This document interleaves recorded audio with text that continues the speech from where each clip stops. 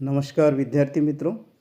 आज हम कवि दादू जी दयाल द्वारा रचित अनमोल वचन इस कविता के बारे में संपूर्ण अर्थ सहित जानकारी प्राप्त करेंगे।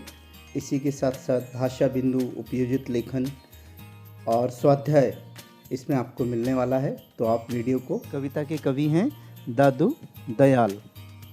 सबसे पहले कवि परिचय देखिए।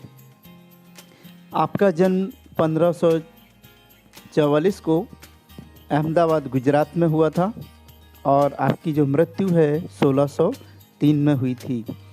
और दादू जी का परिचय है, गृहस्थी त्याग कर इन्होंने 12 वर्षों तक कठिन तप किया और गुरु कृपा से इन्हें सिद्धि प्राप्त हुई। दादू के नाम से दादू पंथ चल पड़ा। आप अत्यधिक दयालु थे, इस कारण आपका नाम दादू दयाल पड़ा। आप हिंदी, गुजराती, राजस्थानी आदि कई भाषाओं के ज्ञाता थे। आपने शब्द और साखी लिखी। आपकी रचनाएं प्रेम भावपूर्ण हैं। जाति पाति के निराकरण, हिंदू मुसलमानों की एकता आदि विषयों पर आपके पद तर्क प्रेरित न होकर हृदय प्रेरित हैं। और अब दादू जी की प्रमुख कृतियाँ जो उन्होंने लिखी हैं उसमें हैं साखी, हरडेवानी और अंगवधू। तो ये दादू जी की प्रमुख कृतियाँ हैं इन्होंने जो लिखी हैं। और ये जो हमें कविता अनमोल वचन यहाँ पर प्रस्तुत है, इसके संबंध में दादू जी ने साखी दोहा में दादू जी ने परोपकार, सद्गुरु का महत्व, सेवा भाव, सत्संग और अहंकार से बचने आदि के संबंध में अनमोल मार्गदर्शन किया है। हम हमारी कविता की तरफ बढ़ते हैं। सबसे पहले,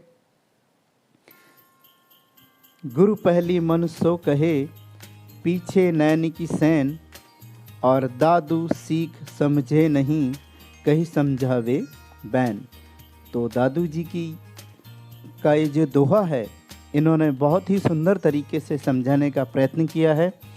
कवि इन पंक्तियों के माध्यम से दादू दयाल कहते हैं कि सबसे पहले जो गुरु होते हैं वो अपनी सीख मन ही मन देते हैं, मन ही मन समझाने का हमें प्रयास करते हैं और फिर आँखों के संकेत से उसे समझाने का प्रयत्न करते हैं।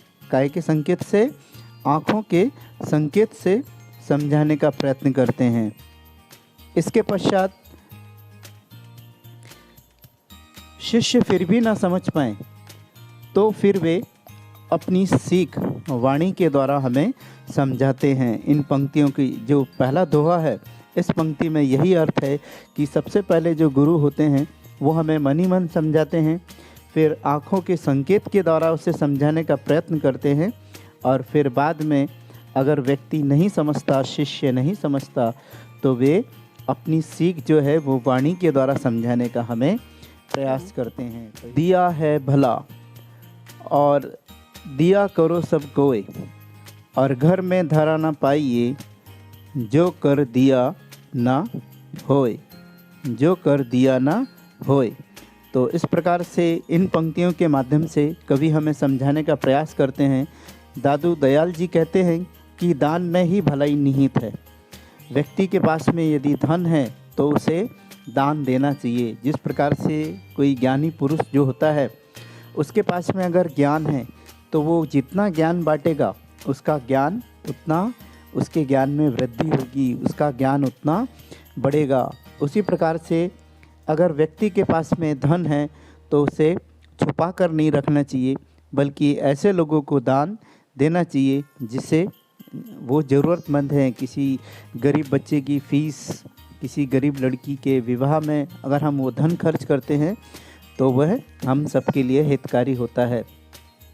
अतः सभी के द्वारा दान दिया जाना चाहिए, ऐसा कवि कहते हैं। तो इस धरती पर घर में धरा ना पाइए, घर में वह जो धन रखा रहता है, अगर वह धन रखा रह गया और जो व्यक्ति वो उसे दान में नहीं देता, तो उसके घर में कुछ भी नहीं बचता। ऐसा दादू दयाल कहते हैं। उसके घर में जो धन रखा है वो व्यर्थ है, वो कोई काम का नहीं। जब उसने किसी ज़रूरतमंद को वो दान नहीं दिया तो उसका जो धन है वो ऐसा ही रखा रहेगा, वो कोई काम में आने वाला नहीं है। इसके पश्चात अगली 2 पंक्तियों का अर्थ देखिए। ना घरी रहा ना बन गया, ना कुछ किया कलेश, और दादू मन ही मन मिल्या सतगुरु के उपदेश।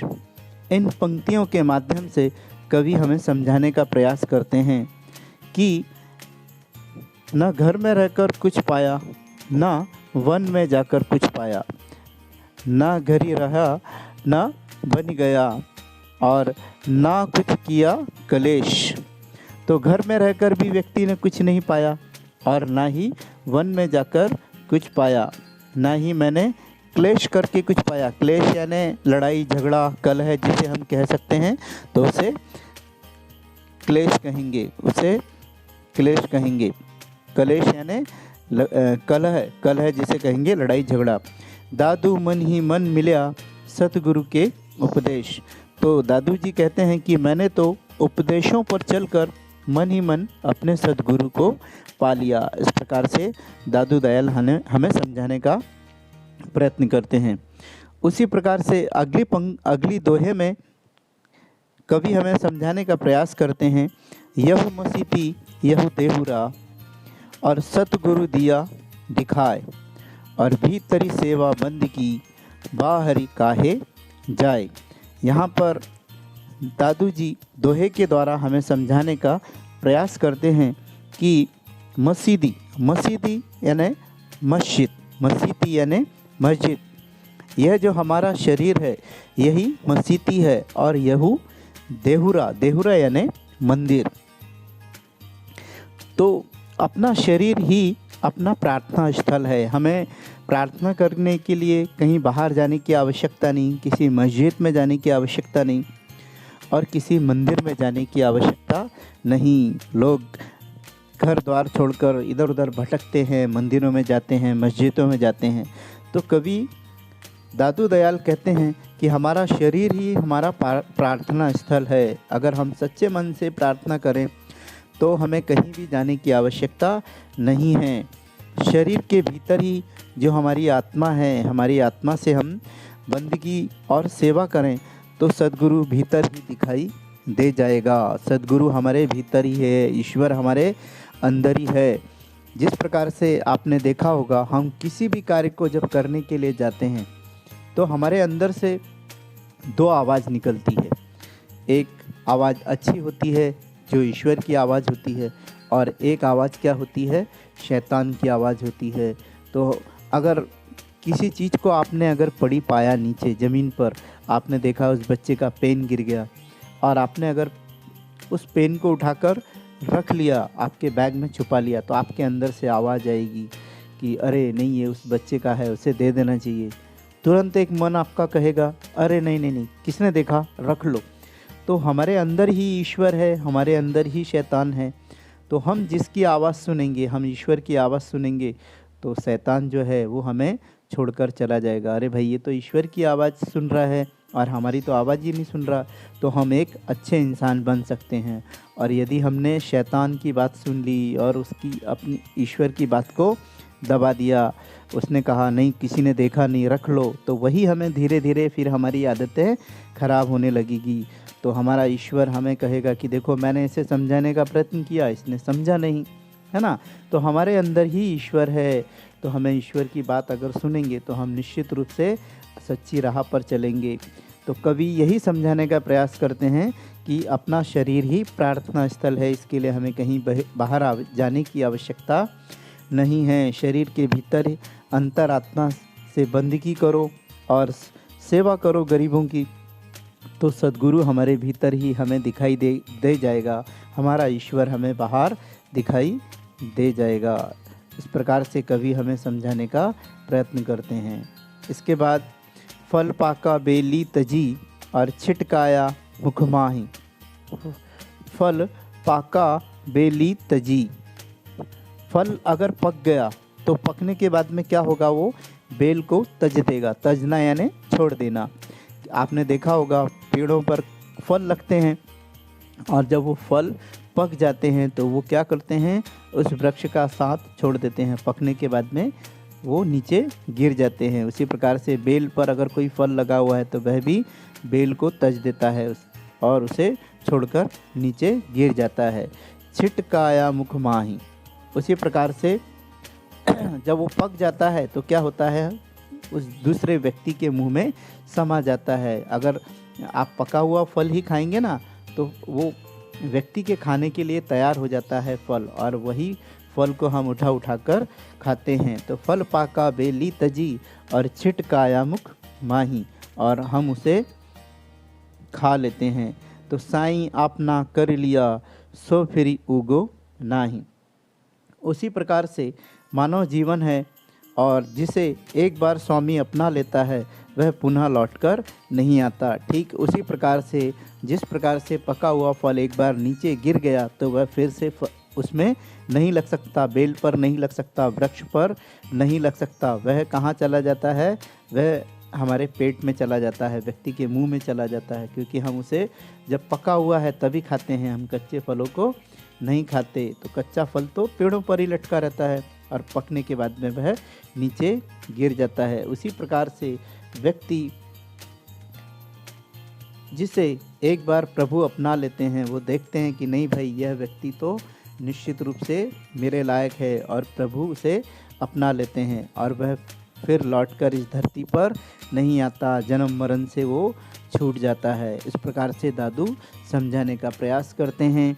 और उस जिस प्रकार से फल पकता है उसी प्रकार से व्यक्ति के अंदर बुद्धिमत्ता आ जाती है, ज्ञान आ जाता है, और वो सेवा भाव करने लगता है, और ऐसा व्यक्ति ही ईश्वर को पसंद होता है और वो ईश्वर की शरण में चला जाता है और इस जन्म मरण से मुक्त हो जाता है। इस प्रकार से यहाँ पर दादू हमें समझाने का प्रयत्न कर रहे हैं।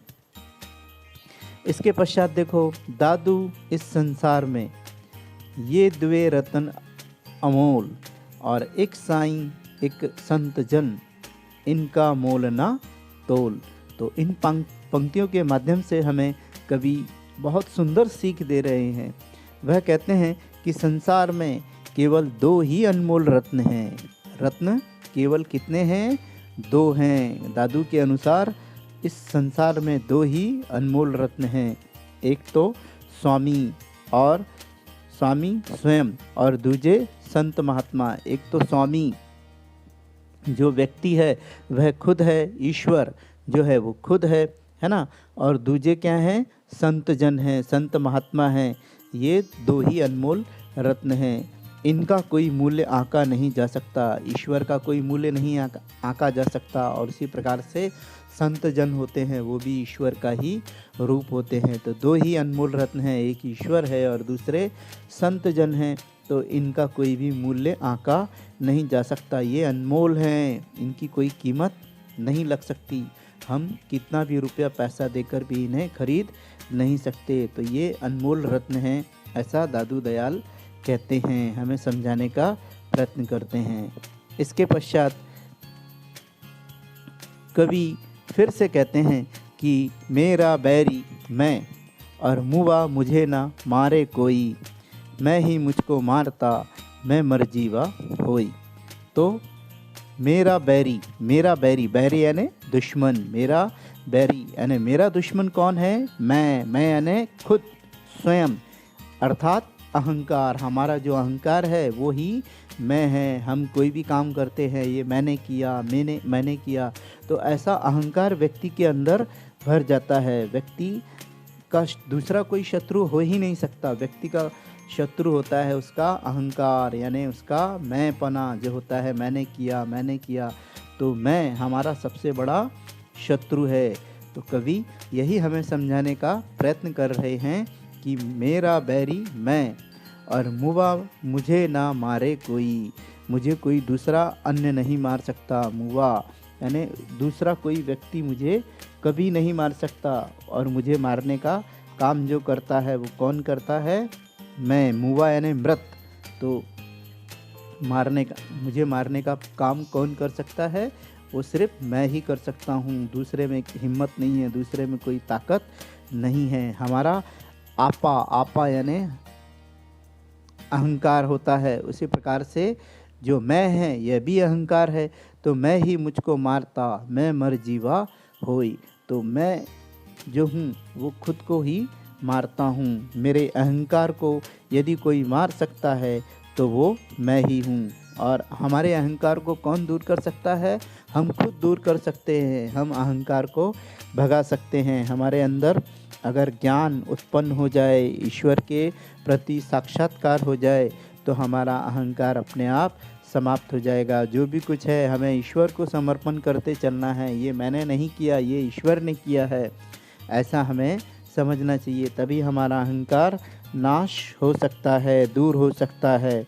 और हमारा अहंकार जब दूर हो गया, परंतु यह मरकर पुनः जीवित हो जाता है, तो ऐसा व्यक्ति जो अहंकार को से दूर कर लेता है अहंकार को, वही व्यक्ति फिर से पुनः जीवित हो सकता है। इस प्रकार से कवि कह रहे हैं। इसके पश्चात दादू आपा जब लगे तब लग दूजा होय, और जब यहू आपा मर गया तब दूजा नहीं कोई। तो ये बहुत अच्छी सुंदर सी पंक्तियाँ आपने देखी।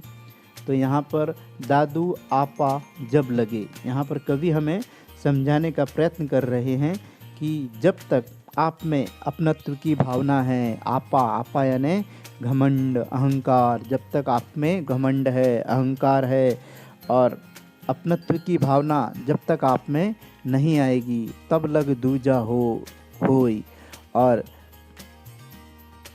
तब तक लोग आपके निकट है। आपको क्या करना चाहिए? लोगों को अपनत्व की भावना जगाना चाहिए कि आपको समझना चाहिए कि यह व्यक्ति हमारा है, अपना है, और तभी वह व्यक्ति आपके नज़दीक होगा। तब तक वह आपकी दूर नहीं जा सकता। और जब अपनत्व शेष नहीं बचेगा, जब हमारे अपने जो होते हैं, रिश्तेदार होते हैं, हमारे परिवार के लोग होते हैं, जब तक हम उन्हें अपनत्व का भाव देते रहेंगे, तब तक वो हमारे पास में रहेंगे, हमारे अपनत्व के द्वारा हमसे जुड़े रहेंगे, हमें प्यार करते रहेंगे। और जैसे ही हमारे अंदर अहंकार आ गया, घमंड आ गया, तब क्या होगा? सब अपने से दूर चले जाएंगे और ये लोग भी आपके निकट नहीं रहेंगे, वो भी आपसे हमेशा के लिए दूर चले जाएंगे। जब यहू आपा मर गया, आपा यानी अपनत्व की भावना, यहाँ पर आपा यानी अहंकार जो है, हमारा अपनत्व है, जब वो अगर मर गया, अपनत्व की भावना हमारे से मर गई, और तब दूजा नहीं कोई, तब जो हमारा परिवार के लोग हैं वो हमसे हमेशा के लिए दूर चले जाते हैं। तो हमें कैसा करना चाहिए? अपने अहंकार को दूर करके अपनत्व की भावना अपनों के प्रति जगाना है और उन्हें अपना ही बनाकर रखना है।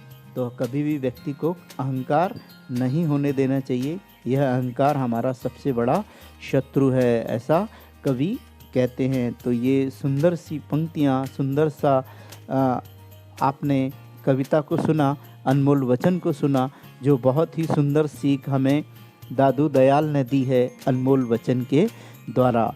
तो आपने इस कविता को सुना। इसके पश्चात हम इसके शब्दार्थ देखते हैं। इसके शब्दार्थ देखिए। शैन का मतलब है इशारा, शैन का मतलब है इशारा, और बैन का मतलब है वाणी या शब्द। दिया अर्थात दीपक, और घी यानी घी। ये देखिए यहाँ पर घी यानी घी। उसी प्रकार से कलेश का मतलब होता है कष्ट या दुख। कलेश का मतलब होता है कष्ट या दुख। इसके पश्चात अगले शब्द देखिए, बंदगी का मतलब है वंदना, सम्मान, पूजा। तो बंदगी का मतलब होगा वंदना, सम्मान और पूजा। पाका अर्थात पका हुआ, जो फल पक जाता है उसे इस भाषा में पाका कहा गया है। द्वे का मतलब है दोनों, द्वे मतलब दोनों। और मुवा का मतलब है जो मृत है या जो समाप्त हो चुका है। आपा, आपा का मतलब अहम या घमंड, इसे हम आपा कहेंगे। तो इस प्रकार से आपने शब्दार्थ भी देखे और बाकी के शब्द आप, और अगर आपको कोई शब्द इसमें समझ में नहीं आ रहा है तो आप हमें इससे पूछ सकते हैं, कमेंट्स के द्वारा आप पूछ सकते हैं, हम आपके शब्दों का अर्थ भी बताएंगे। इस प्रकार से यहाँ पर बहुत सारे शब्दों को मैंने आपको समझाने का प्रयत्न किया और आगे भी हम ये शब्दों को जानेंगे। इसके पश्चात हम स्वाध्याय की तरफ बढ़ते हैं। तो सबसे पहले स्वाध्याय देखिए। सूचना के अनुसार कृतियाँ करो, सूचना के अनुसार कृतियाँ करो। यहाँ पर पहला प्रश्न है उत्तर लिखो। तो सबसे पहला प्रश्न है गुरु अपनी सीख किस प्रकार समझाते हैं। तो अभी अर्थ में हमने देखा कि गुरु अपनी जो सीख है वो हमें किस प्रकार समझाते हैं। तो गुरु सबसे पहले मन ही मन समझाते हैं, फिर आँखों के संकेत के द्वारा समझाते हैं, और फिर अगर शिष्य फिर भी ना समझे तो वो वाणी के द्वारा समझाने का प्रयास करते हैं। तो इस प्रकार से गुरु हमें समझाते हैं। तो ये प्रश्न का उत्तर अभी देखा हमने। दूसरा प्रश्न देखिए कि दान देना क्यों आवश्यक है।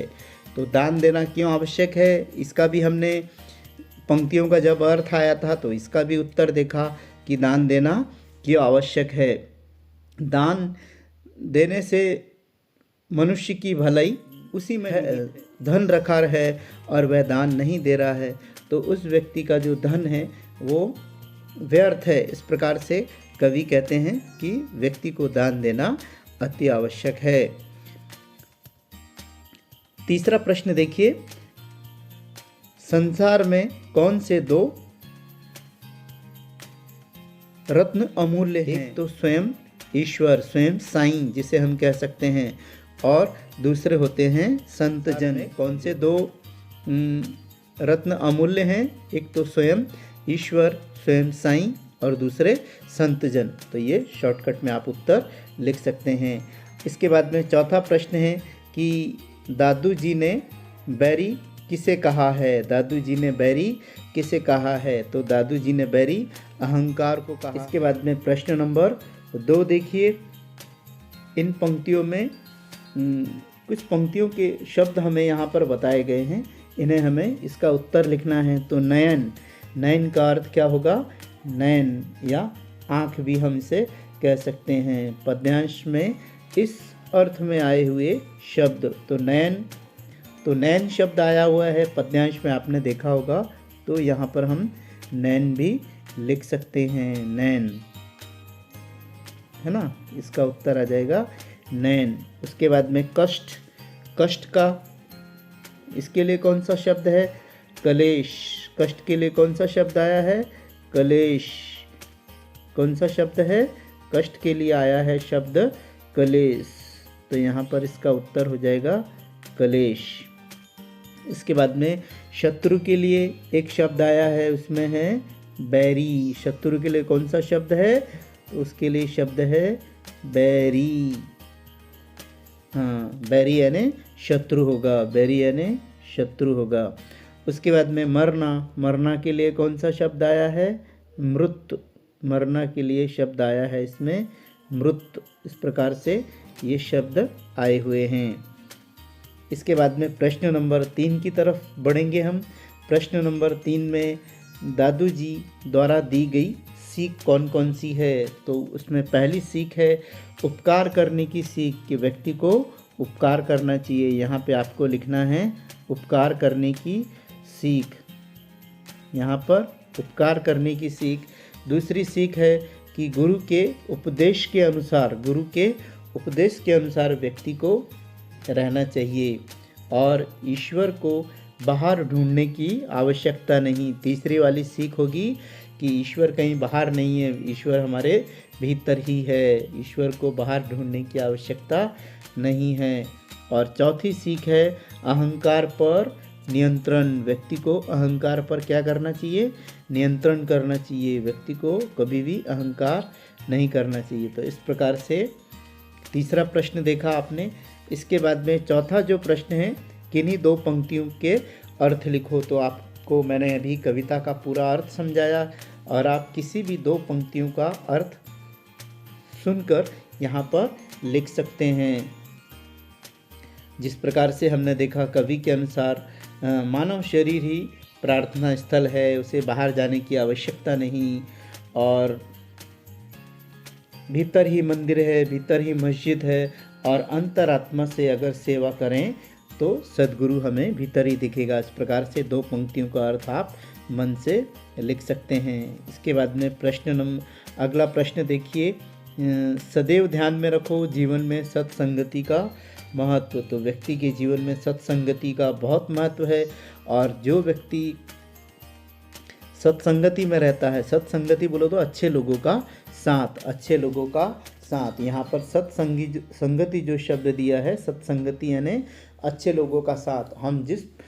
हमारे जीवन में संगति का बहुत महत्व है, क्योंकि हम अगर अच्छे व्यक्ति के साथ में रहेंगे तो हम भी अच्छे बन जाएंगे, और बुरे व्यक्ति के साथ में रहेंगे तो हम भी बुरे बन जाएंगे। जिस प्रकार से आपने देखा होगा कि अगर कील जो होती है, कील अगर हम पानी में छोड़ें तो वो तुरंत डूब जाती है, लेकिन लकड़ी हम पानी में डालेंगे तो वो तैर जाएगी, है ना। जिस प्रकार से कील अकेली नहीं तैर सकती, लेकिन वही कील जब लकड़ी में, नाव में अगर हम कील ठोकते हैं, कील ठोक ठोक कर नाव बनाते हैं, तो बहुत सारा उसमें लोहा लगा रहता है। तो लकड़ी के साथ साथ वो लोहा भी क्या हो जाता है, नदी को पार कर लेता है। तो इस प्रकार से जीवन में सत्संगति का बहुत महत्व है। हमारे जीवन में सत्संगति बहुत आवश्यक है, इसलिए हमेशा अच्छे लोगों के साथ में रहना चाहिए, बुरे लोगों के साथ में नहीं। तुलसीदास जी ने भी कहा है ना, कि हमेशा अच्छे लोगों के साथ में रहो। जिस प्रकार से धूल जो होती है, धूल को अगर हवा का साथ मिल जाए तो वो क्या होती है, आसमान को छू लेती है, और वही धूल को अगर पानी का साथ मिल जाए तो वो उसे बहाकर गंदगी में ले जाती है। तो इस प्रकार से व्यक्ति के जीवन में सत्संगति बहुत ही महत्वपूर्ण है। तो यह प्रश्न आप लिख सकते हैं।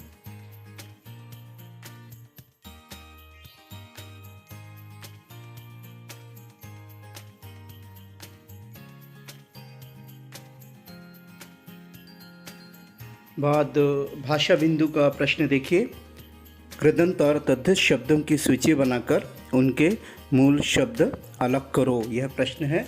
तो कृदंत किसे कहते हैं ये देखिए। पहले, क्रिया या धातु के अंत में प्रयुक्त होने वाले प्रत्ययों को कृत प्रत्यय कहा जाता है, और उनके मेल से बने शब्दों को कृदंत कहा जाता है।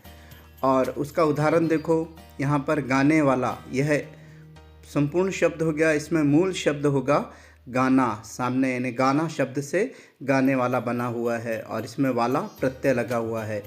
डूबना में डूब, यह मूल शब्द है और इसमें ना प्रत्यय लगा हुआ है। और आखिरी में मिलाप में मूल शब्द है मिल, और इसमें आप, यह प्रत्यय लगा हुआ है। तो इस प्रकार से क्रिया शब्दों से कृदंत बनता है। इसके बाद में तद्धित शब्द देखिए, संज्ञा और विशेषण के अंत में लगने वाले प्रत्यय को तद्धित कहा जाता है, और उसके मेल से बने शब्दों को तद्धितांत। इसका उदाहरण देखिए, खेती, खेती शब्द में खेत मूल शब्द है और ई, यह इसमें प्रत्यय लगा हुआ है। खटिया मूल शब्द है, और खटिया में मूल शब्द है खाट, और इसमें इया, यह प्रत्यय लगा हुआ है। उसी प्रकार से सोनार में सोना मूल शब्द है, और इसमें आर, यह प्रत्यय लगा हुआ है। तो क्रिया के मूल शब्दों के अंत में जो प्रत्यय लगकर नया शब्द तैयार होता है उसे कृदंत कहते हैं। उसी प्रकार से संज्ञा और विशेषण के अंत में लगने वाले जो प्रत्यय होते हैं उसे हम तद्धितांत या तद्धित शब्द कहते हैं।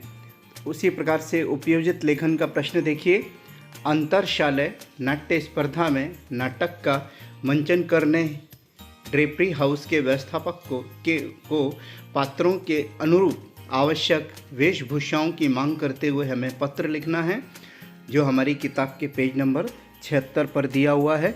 अब पत्र लिखते समय पहले दिनांक लिखना है, फिर प्रति व्यवस्थापक जिसे लिखा जा रहा है, व्यवस्थापक हैं नवजीवन ड्रेपरी हाउस के व्यवस्थापक को हम पत्र लिख रहे हैं। और यह विषय नाटक के पुरुष तथा स्त्री पात्रों के लिए वेशभूषा की आवश्यकता है, उसके लिए हम यह यहाँ पर पत्र लिख रहे हैं। उसी प्रकार से पत्र का हमको वृत्तांत लिखना है कि महोदय, हमारा विद्यालय BA Ruia high school Vile Parle पूर्व महंत रोड अंतरशालय नाट्य स्पर्धा में भाग लेना चाहता है। हम लोग नाटक स्पर्धा में मातृभूमि का मान नाटक प्रस्तुत करना चाहते हैं। इस नाटक में एक राजपूत राजा, एक सेनापति तथा 10 राजपूत सैनिकों के राजपूती आन बान वाली वेशभूषा की आवश्यकता है। यद्यपि नाटक का मंचन 25 सितंबर को होना है, किंतु हमें ये कपड़े 22 सितंबर 2018 तक अवश्य मिल जाने चाहिए। इस प्रकार से पूरा हमको पत्र का विवरण लिख कर देना है। और उसके आगे मैं पत्र वाहक के साथ अग्रिम राशि के रूप में 5000 रुपये भेज रहा हूँ। कपड़े सही स्थिति में होने चाहिए।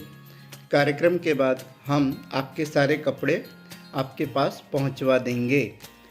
भवदीय राजेश पांडे, सांस्कृतिक मंत्री BL Ruia high school Vile Parle पूर्व। और नीचे हमको यहाँ पर हमारा ईमेल ID लिखना है abc@xyz.com। तो इस प्रकार से पूरा पत्र हमें लिखना है व्यवस्थापक को, और जिसे पत्र लिखा जाता है उसका नाम ऊपर होगा और उसका पता होगा, और जिसके द्वारा पत्र लिखा जा रहा है तो अर्थात राजेश पांडे यह पत्र लिख रहे हैं, तो यह सांस्कृतिक मंत्री हैं और उस स्कूल के, तो यहाँ पर उनका पता भी यहाँ पर लिखा हुआ है। और एक स्वयं अध्ययन का प्रश्न है, तो कबीरदास के ऊंच नीच छोटा बड़ा इन भावों की व्यर्थता दर्शाने वाले दोहों को अर्थ सहित लिखो। तो आप इंटरनेट के माध्यम से दोहे ढूंढ सकते हैं, और आपका स्वयं अध्ययन का प्रश्न है तो आप स्वयं लिखिए। इसके पश्चात आपको यदि ये वीडियो अच्छा लगा है तो इसे लाइक कीजिए और अपने मित्रों को शेयर कीजिए, ताकि उन्हें भी इसका लाभ प्राप्त हो। और अगर आप चैनल पर पहली बार हैं तो इस चैनल को सब्सक्राइब भी कीजिए, ताकि आने वाले वीडियो की लिंक आपको सबसे पहले मिले और आपको इसका बहुत बहुत फ़ायदा हो।